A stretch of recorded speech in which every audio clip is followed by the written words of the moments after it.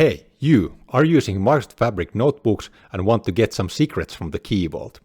Or maybe you want to run some notebooks within your notebook. Then this is a video for you. Welcome to the video. My name is Aleksi and on this channel I cover all things Azure. And today we're checking out this Fabric notebook utility called MSSparkUtils that allows you to run notebooks or fetch some secrets from the Key Vault or do some file system operations. But now, without further ado, let's fire up the Fabric and the notebook and let's check out how this utility works. Okay, now we have the Fabric open here, and I have already created this example notebook that I'm going to use to demonstrate how the MSSparkUtils work. And I have already started a Spark session here, so we can move forward with this notebook. First, we have to import the MSSparkUtils, and this can be imported from the notebook utils. So let's run this first cell here. Command executed successfully.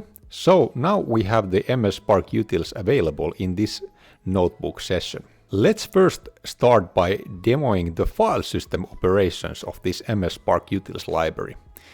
And those can be accessed with .fs. And first we can check out the help functions.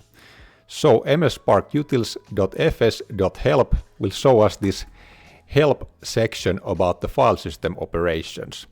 This provides this like brief introduction, what are the functions and how they can be used. And if you're familiar with Unix functions, these are basically very similar to those and do the same things. So we have our copy function and the move function, list function, make directory function, remove function, and many more familiar Unix functions here. But also we can use the help functions to select a specific method and then receive more information about that method. Let's try that to this fast CP function that is actually still in preview when doing this video. Let's see what this will provide. And this gives us this more detailed explanation about this function. We can see that this fast CP function uses AC copy on the background. So that's why when it uses this kind of parallel copying and a very powerful technology, it will copy way faster than traditional copy function. But now let's move forward. Now we can demo the ls or list function. And I have already attached the lakehouse to this session and I have the file section here. So we can check out what are the contents of this file section. So I have basically there two files, gameinfo.csv and topdevelopers.csv. And we can use this ls function to check out the contents of this folder by specifying that we want to check out the files folder. And this ls function basically begins from the root of this lakehouse. So let's check out the contents of this folder and run this command. So let's check out the contents of this files folder and let's run this command. And we can see that we get this kind of a metadata information about the files that it contains. So we have this gameinfo.csv and topdevelopers.csv, and then we have the sizes of those files. And then we have also their OneLake address here as well. Then we can demo another function. This is basically a make directory function that will create a new directory. And we want to create a new directory to this file section. So let's run this and let's see what happens. It just returns this Boolean value that everything went fine. So it says true. Then we can refresh this. And now we have another folder called demo folder that I just created. But the folder is still empty. But now we can demonstrate the copy function and copy this gameinfo.csv to that demo folder and rename it to gameinfocopied.csv. Let's run this. And it runs successfully. And now we should have file here. Of course, we need to refresh this whole file system here in order to get that there, and there it is. And one other cool thing about these file system utilities is that they also work to your Azure blob storages. Here I have this data lake or a storage account that I have sufficient access to, then I can use these file systems to navigate it. Basically, I can show you the data lake here in the Azure portal. I have just created one container there called data lake, and there is this folder called data lake folder 1, and there are 2 files in that folder. And then now we can run this list command to that folder, and let's see what it returns. Basically the same output as we had with the previous list command, but now we have the different files, and the location of those files is also different. And then we can check out this head function that we can use to fetch contents of the file. For example, we can use it to file 123 and check out what are the contents. And we can see that it just says some random content here. So basically that is the content inside that file, and we can verify it by going to the Azure portal and checking it out. Yeah, it printed that fine. Okay, next up we are going to use the MSSparkUtils.notebook functions. These also have the help function, so let's check that first one out. And we can see that we have 3 functions available here. We have the exit function that allows us to specify an exit value for a notebook. Then we have the run function that we can use to run notebook. And then we have run multiple function that we can use to run multiple notebooks. Okay, let's first demonstrate the exit function. Basically, this is an exit function, and if we would run this notebook as part of another notebook, it would return this exit value to that notebook. But since we do not have another notebook that is running this currently, it just prints out this exit value that is now some string value here that I have specified there. But now we can check out this run function that will run this other demo notebook that I have created. And we also have one parameter for that notebook called param1, and the contents of that parameter will be hello world. So let's check out and try to run this notebook. And this 60 here is the timeout specified for that notebook in seconds. So I would assume that this notebook doesn't run very long, since I have specified only 60 seconds here. So let's run this and let's see what happens. Now it's running. It should finish quite fast because there is not that much content in that notebook. It's now running. And now it has already run. And we can check out the log here, what happened inside that notebook.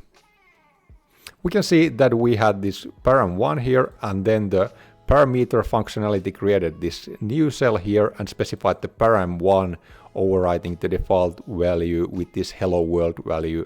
And then we just printed out that hello world value here, or that param1 value that said hello world. Cool, cool, cool.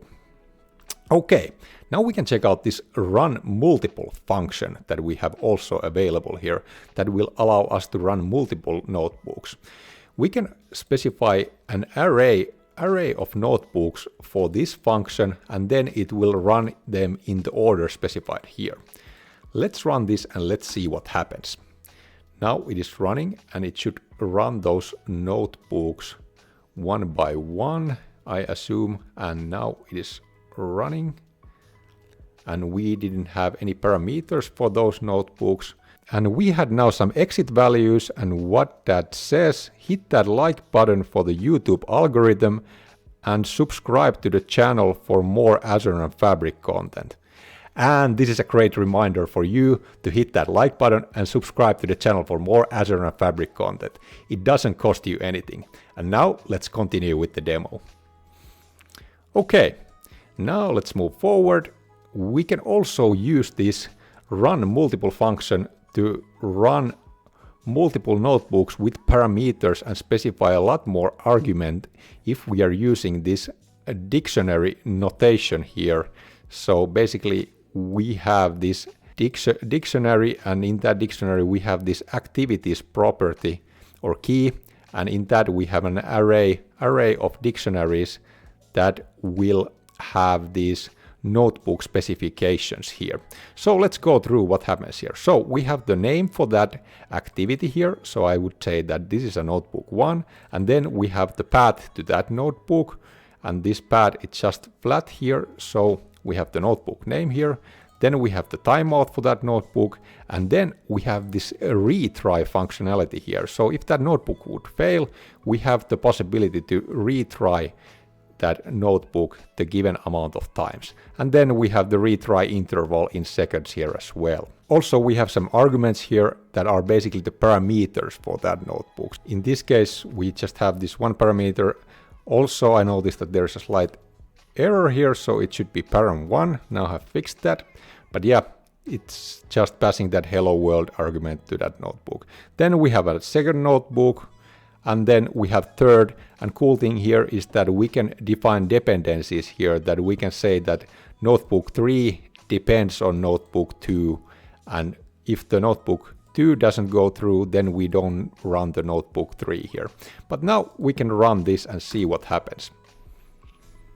And now it is running, and it printed this like very funky looking image. I think this is trying to like visualize the dependencies between those notebooks, but this doesn't look that good. So Microsoft, please fix this if you're listening. But yeah, now the notebook is running, and we ran all of those notebooks and got those same exit values that we got previously. So everything went through fine. And now we can move on to the MSSparkUtils credentials section here. First, we have also the help function, so we can check that one out first. And here we can see that we can return AAD or Entra ID tokens for a given audience, or then we can fetch some secrets from the Key Vault. And now I will demonstrate the get secret function for you. So basically we can fetch secrets from the Key Vault if we have the sufficient access to that Key Vault. And now I will use this to fetch some secrets from the Key Vault that I have created to Azure, and I want to fetch this secret called Fabric Notebook test secret from here. And then I want to try to print that secret out to see what happens when we try to do that. And now it ran successfully, and we can see that this is the print output. So the Fabric tries to hide these secrets so they wouldn't show up to the log. But I can show you a cool little hacks that you can use to get those secret values out. So basically you would turn that secret value into a list, and then you would be able to see it like so. And it says a very secret string value.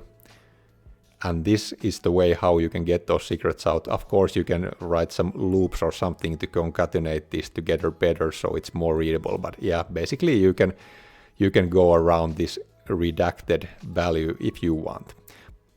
And by the way, if you're interested in how you can use Copilot in the Microsoft Fabric notebooks to write your code, comment your code, and fix your errors, you can check out this video next, where I demonstrate that in action. But now I thank you for watching and see you in the next video.